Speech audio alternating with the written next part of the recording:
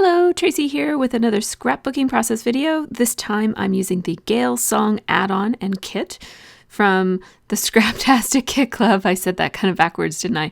The Gale Song kit and add-on from the Scraptastic Kit Club, which is the February kit from 2016.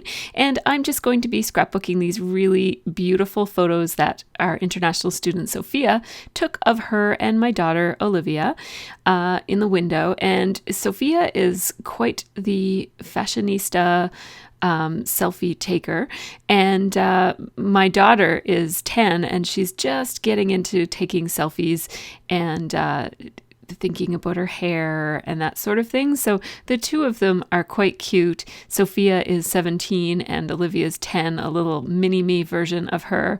And yeah, I think it's just so cute. And these pictures that Sophia took, she took them for her Instagram account, and I just had her send them to me so that I could print them up myself and scrapbook them. So I'm just looking through some of the pattern paper here, and I'm storing my kit a little bit differently this month just to try it out. I have it all in this clear pocket from Creative Memories. And I thought about using this die cut. This is the die cut from the other kit, which his name is escaping me right now. I think it's called Sunday Morning. And so that's the digital die, the digital cut that you can use with your Cameo, Silhouette, or whatever cutting machine you have. And I'm thinking about using it, and I really like the combination of that pinkish colored wood plank paper and that die cut. But I don't think it's exactly perfect for this photo, because the photo has so much dark in it, and that other combination of the wood plank and the hearts really would look great with a light, airy photo. So because this photo has so much more dark in it, and really high contrast between their faces, and then everything else is very, very dark, I decided to go with this other funkier background paper. This is a bunch of color blocks in different triangular and rectangular shapes, and the paper's by Pink Paisley. And these letters are also from Pink Paisley. They're from the C'est La Vie collection, and I love them. They're white wood plank chipboard letter stickers that look like they've been dipped in gold. So the bottoms of them are a really beautiful shiny gold foil, and they're absolutely awesome. So I have to spill them out just to pick out all of the letters that I'm going to need. So there, I found them all. So I'm just going to put them all back in this package. And this package will hold them perfectly fine, so I'm not going to repackage these, maybe never, and certainly not at this point. So the last thing that I do before I put them away is I'm just scratching off all of the letters that I've used up, so I don't go looking in vain for an S in the future, because I happen to have used all three of the S's. And I like to do that as I use those sorts of letter stickers. They're not stickers, of course, but those sorts of letters, just so that I don't go looking for letters that don't exist anymore. So here I'm having a last minute change of heart and deciding, no, I'm going to stick with my first instinct, which is to use this other background paper by Pink Paisley. They're both by Pink Paisley, and that other combination of the wood planks with the hearts will probably be my next layout. Next, I'm going through some of the labels that I have here for this kit. Again, this is part of the Gale Song kit, and these are the digital files that came with the kit. And I typically haven't been using these very often lately because I've been sort of neglecting my Cameo. So I did pull it out the other day, and I printed up these labels on vellum and on cardstock, and then I used the print and cut feature of my Cameo to cut them out. And that took quite a while. I find that I kind of mess myself up by not using my Cameo very often, because it becomes a self-fulfilling prophecy. I don't use it because I think it's going to take a long time to use it. And then because I haven't used it in so long, it takes a long time to use it. So I really have to use it more if I want it to be faster. Especially the print and cut, because I had to go online and look for a video that gave me instructions, and then it was a bit of a pain, but really worth it because those vellum labels look amazing. I absolutely love them. So I wanted to get them on this layout, and I really like how they look poking out from either side of my photos. Now, these are those fringe hearts from Maggie Holmes. These were the embellishment that I was the most excited about of all the things that came out in terms of embellishment embellishments at CHA, the mega show in January, this was the thing I wanted the most. And I also felt kind of inspired to maybe make some of these myself, but they came in the kit, so I didn't have to. So that was awesome. And they come very flat, and some of the fringes are a little bit stuck together. So it takes a few minutes to just fluff them up and make them look a little messy and textured, but they look really great once you do that. I just put a piece of wax paper over the foam adhesive dot on the back of it, just to make sure that it doesn't accidentally stick to anything before I decide where I'm going to put it. And now I'm doing a last minute switcheroo here because I realized that those letter stickers have gold in them, and I want to bring some gold into someplace else in the layout. I do plan to use some gold thread on this layout, but I wanted something just with a little bit more emphasis. So that other heart had the green color and then a mustardy yellow, and I just thought that the gold would tie in a little bit better with the things that are already planned to go on this page. Although I don't really plan out my pages, so when I say planned out, I just mean the things that I already have in mind, which you already see laying out on my desk here. So the labels, the heart, these stickers in my hand right now, and I'd like to do some stamping on this. So I'm having a look at both the stamp and the stencil. So the stencil is the little freebie that we get in our kits, and I sometimes overlook this, so I'm trying to use it this month. I'm really trying to use as much as I can of what I get in my kits, and so that's why I've used the digital elements this month, and I have the stamp set. I'm trying to use that as well, and this stencil. So I took out these three little stamps from this is from the This Life Noted kit stamp set, and it says you and her, I think it says. Her and you. I don't know if that's grammatically correct. I think it's not, but that's what I put out anyways. Her and you. Maybe I should have said you and her. I don't know. Anyhow, I went with it because it looked cute. I like how the word and is cursive and the other two are kind of typed out. I'm just adding a puffy sticker heart onto that fringed heart, and I put all of these loves, the three of them together, and I cut them into a banner with just those three cuts. I just cut it down the center, and then I cut each side from the corner to that center line.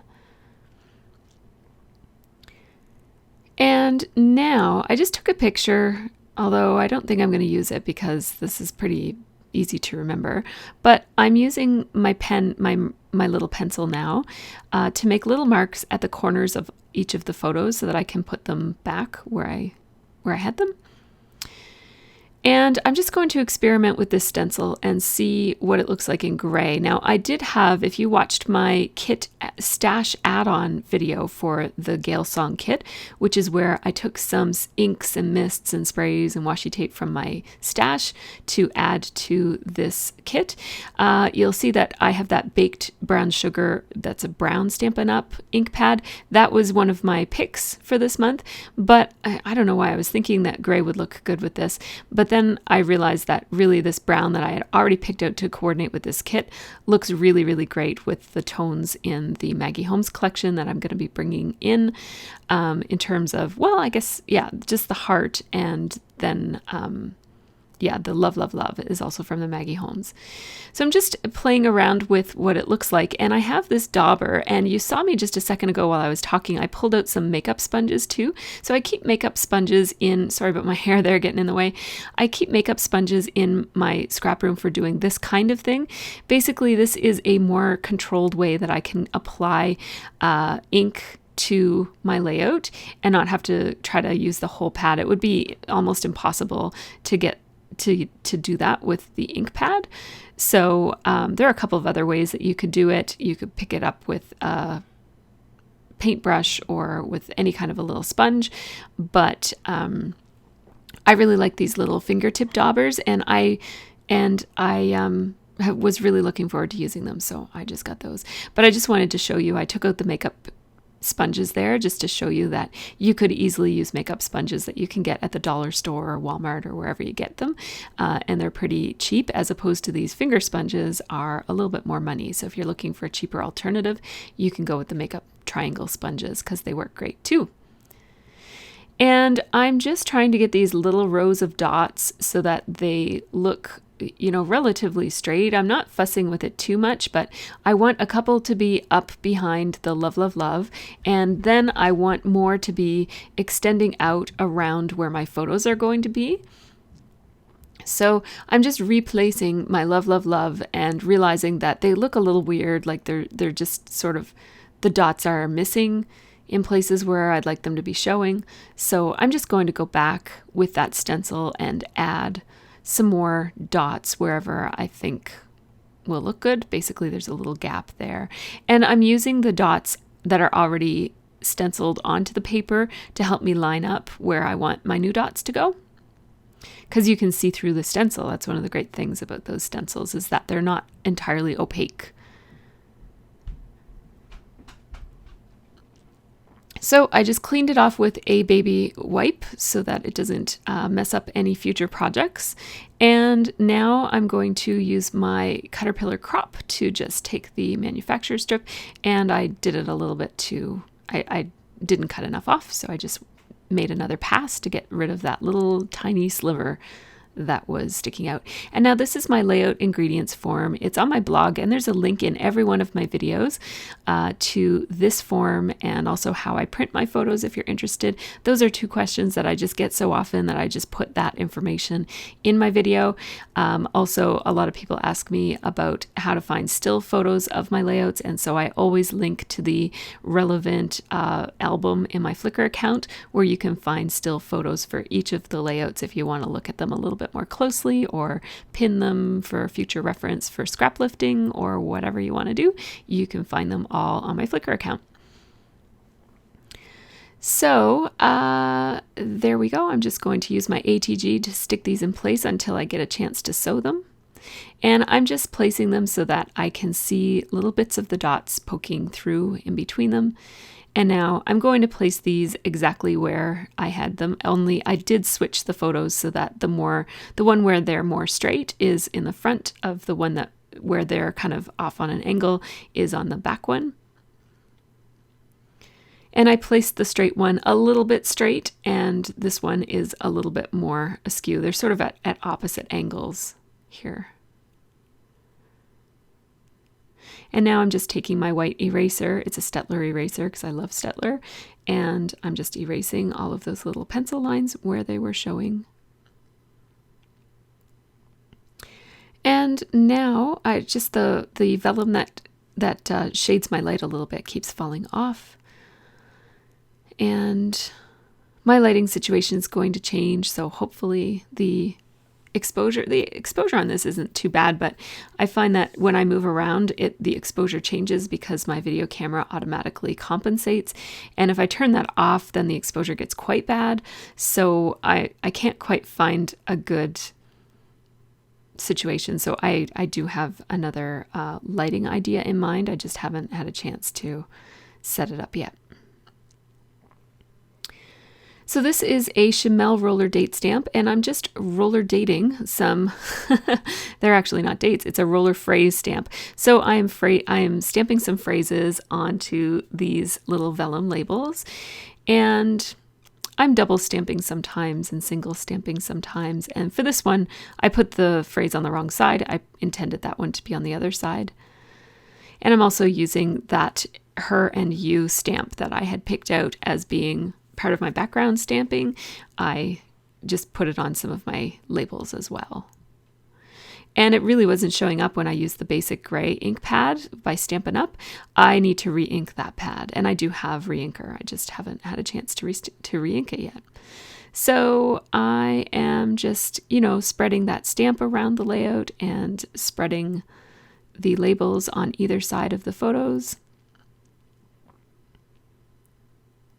I love how with the vellum labels, you can still see the pattern paper behind, and you can see those little dots that I stamped as well.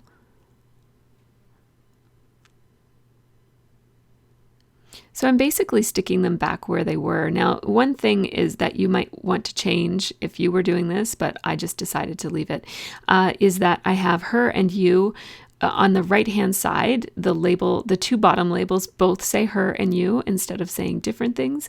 So I guess if I were planning it, which I never plan things, but I might have stamped that so that there was a different phrase there, because there's also her and you on the paper below that. So there's a lot of her and you there. Now this is the thread that you use for sewing jeans. It's like a golden brown color.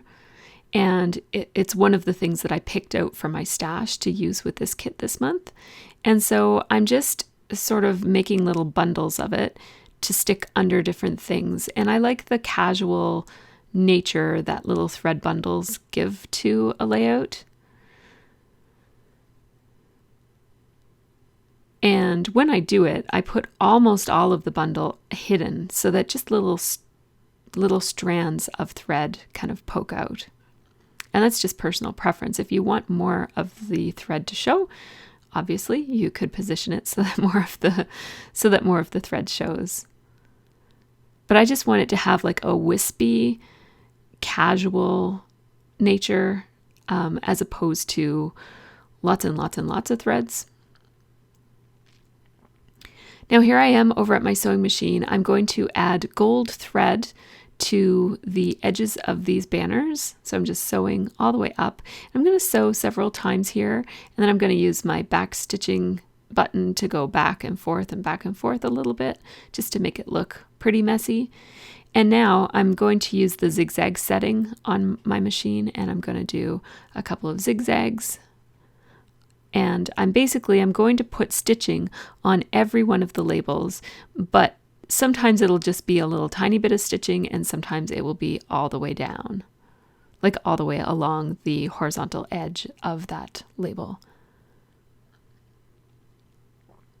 And for this one, I'm going to make the stitching disappear under the photo by pulling up the photo and stitching right under it. And then I'm just going to grab my scissors and cut that off because I can't reach it to where my automatic, like there's a little cutter tool on this sewing machine. So a little bit of zigzag on each of these, except the very smallest labels, I just put a straight stitch. Just because I thought that the zigzag would be a little bit too much for those particular labels. Now I'm just going to cut off all of the stray ends. And I'm leaving a little bit, like maybe, I don't know, 1/2 centimeter or up to 1 centimeter of the gold showing, but I'm cutting off all of the background, all of the back side thread. It's purple thread back there. I just use whatever I have. My goal in life is to thread bobbins as infrequently as possible. So I have a bunch of store-bought bobbins in a variety of weird colors. They were really cheap, and I just keep using them. Yeah, so just sticking washi tape wherever I can. I don't know, I folded it on itself there for a second, so I had to cut that off.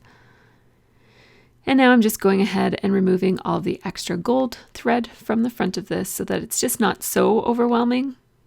I don't mind the look of thread showing, but I'm already using thread in another place, so I just wanted it to be trimmed down. Again, I left like about 1/2 centimeter or so on most of those gold threads. So see how I just took my ATG and wound up that thread into a little bundle and attached it so that most of the bundle is under the heart, but little bits of it are showing. And then because there's sticky ATG showing, I can then go ahead and move any little strands that I want and stick them into the ATG glue in such a way that it kind of loops around the way that I want it to.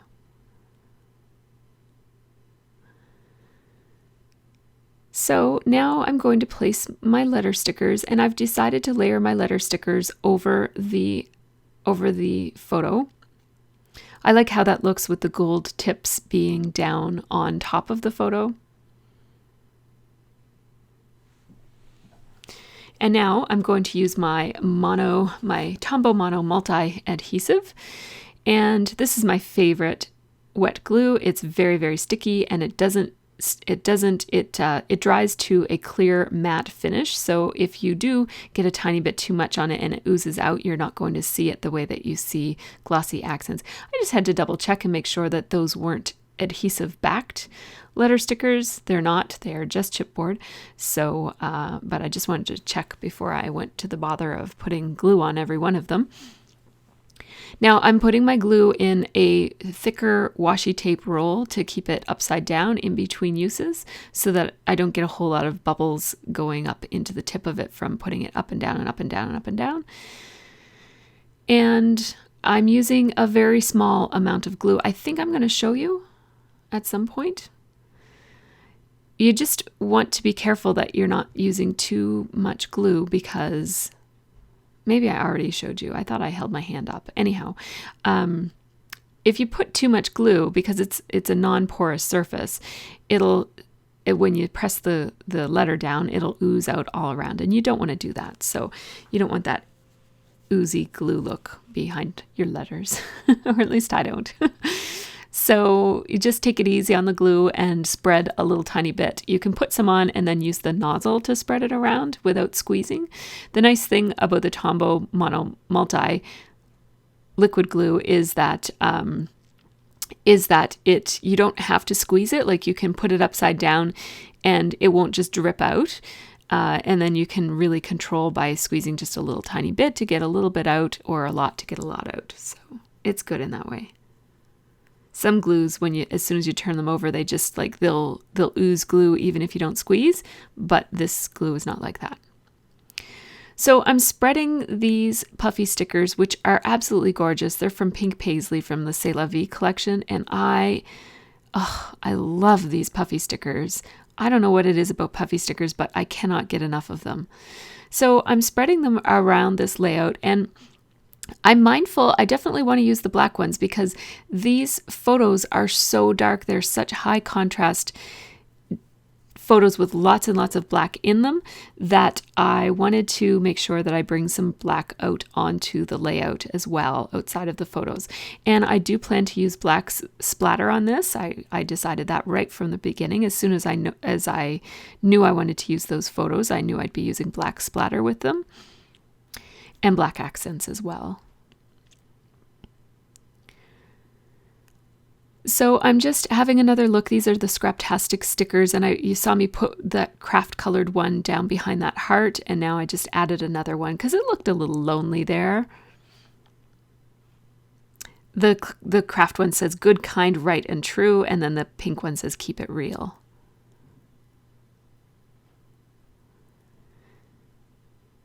And I have sort of a triangle going on here. I'm going to do my journaling now.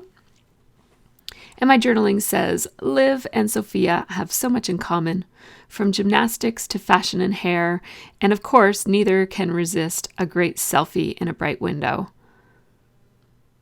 And so this layout is all about how Livy and Sophia have bonded despite their age difference. So Sophia is 17 and Olivia is 10. And Olivia really, really looks up to her. And I'm just underlining it with, and I'm doing like a broken underlining where every place that my letters extend down, I'm just taking a break in my underlining. And I wanted to underline it in a heavier marker than what I wrote it in, but my 0.7 marker is almost dead. So I had to go back and outline it in the 0.5, which is what I did the journaling in. Now, I need something black up here because I need to balance it, is what I'm trying to say here. Because there's so much weight down in the bottom part of this layout that I need to bring some black up to the top to balance that out. But that ampersand was just a little bit too big, although maybe not. I was kind of trying to think about that. I definitely needed some more embellishment around the journaling just to kind of bring your eye to the journaling and emphasize it. So I put that little geotag up there from the puffy stickers, and then I grabbed the plus sign from the letter stickers. I like to do that with letter stickers, is bring a little element from the letter stickers into another part of the layout. And so that's what I'll be doing there. And then that ampersand will find a home right down here. And what that does is it finishes off the triangle around the photos. So you can think, I mean, at first I was thinking about the entire left side as being one cluster, and then the right side as being another cluster, and then the love, love, love up at the top being a third cluster. But really it almost looks now like there's 3 around the photos and then the 4th secondary cluster up in the top. And I did put the flare badge up there, that black flare badge. Now, I wouldn't normally put a black flare badge up in the top secondary cluster because they're quite heavy. Flare badges are quite heavy because they stick up off the page quite a lot. They're usually quite a different texture than everything else, and they're large, and that one is quite dark. But I think it works because the photos are so heavy in this, and then with the other black accents, those 3 black puffy stickers around the photos, I think that the flare badge up there really does kind of balance it, and it really draws your eye up there to where the journaling is. And the journaling is, you know, an important component of this layout. So I'm just masking off, and I'm doing some white sprinkling here just because I want to lighten it up a little bit. I know that my main objective with sprinkles is to add the black, but I thought a few white sprinkles in behind them would be kind of nice. And I need to put some gold on because, well, gold is one of the colors, I don't need to, but gold is one of the colors that I pulled out to match with this kit this month. And there's those black ones. It's a Heidi Swap black. And the gold just picks up on the gold that is elsewhere in the layout. But the black is really what I wanted to kind of anchor everything together and bring it all together. I think that the black really does finish off this layout, the splatters do.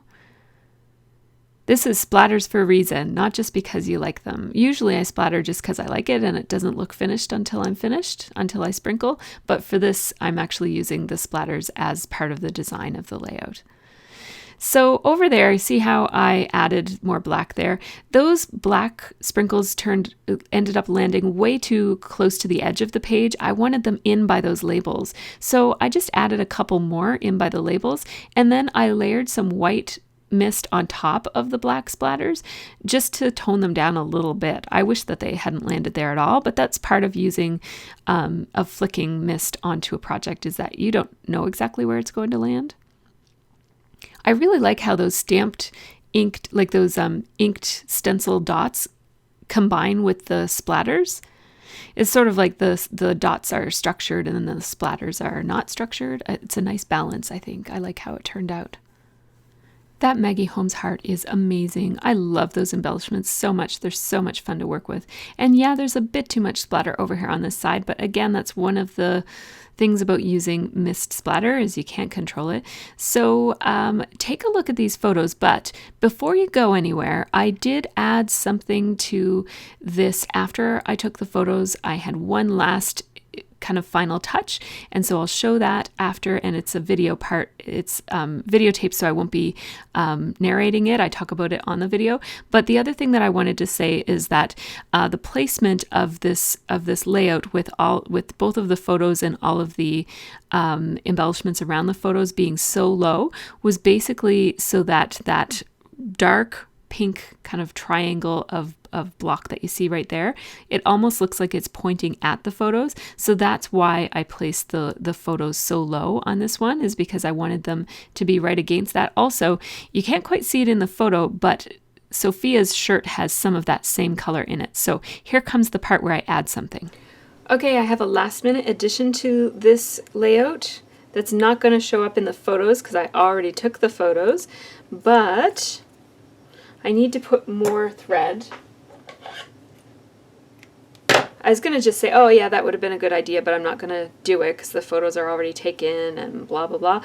But the more I look at it, the more I feel like I need to do this. So I have just another little bundle of thread. And when I do a bundle of thread, I just roll it around my finger like that, but then I leave some out. See how that's dangling? And that's the part that I can do what I want with it afterwards.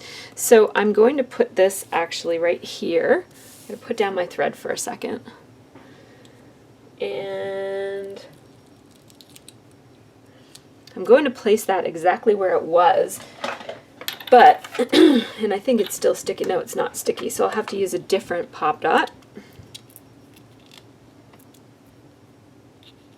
Those are, of course, Stampin' Up! Dimensional adhesive, my favorite kind of dimensional adhesive. So I'm just going to put a little bit of ATG on this to stick the, and I don't want any sticking out from the other side, to stick the thread to. And see, that looks just like a lot better. I like that. That's going to look great. And the thread is so thin that it's not going to compete with my journaling or affect the legibility of it or anything. So I'll just loop this around and around and around. I'm mindful of the fact that I don't want more thread on this than I have on my heart down here. So this heart is the main embellishment, and it has, you know, a fair amount of thread sticking out on either side. This is a smaller embellishment, so it should have the same or less. It shouldn't have more.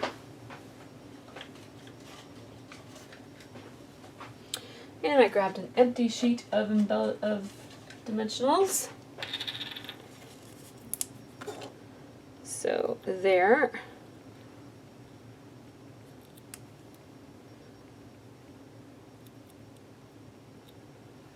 And I'm just going to place that in exactly the same place that it was. And when I originally placed it, oh, hang on. Oh, that's okay. When I originally placed it, I placed it so it was kind of nestled in with my journaling, and so that it was spreading across both of this banner and that banner. And I didn't mind that I covered up the E here, because there are 3 love, love, loves, and we see the word love so often that we know what love, we know that that's love, even if the E is mostly covered. So the last thing that I'm going to do here is I am actually going to remove the thread from here, because it's a little bit distracting. It's sort of like, I just put it there because I wanted a third place to put it and I didn't really know where, but I like it better there. I knew there needed to be some thread up here, so just for lack of a better idea, I just stuck it under there, but it looked weird, so this is better. So that's how that looks now. So take care and have a great scrappy week.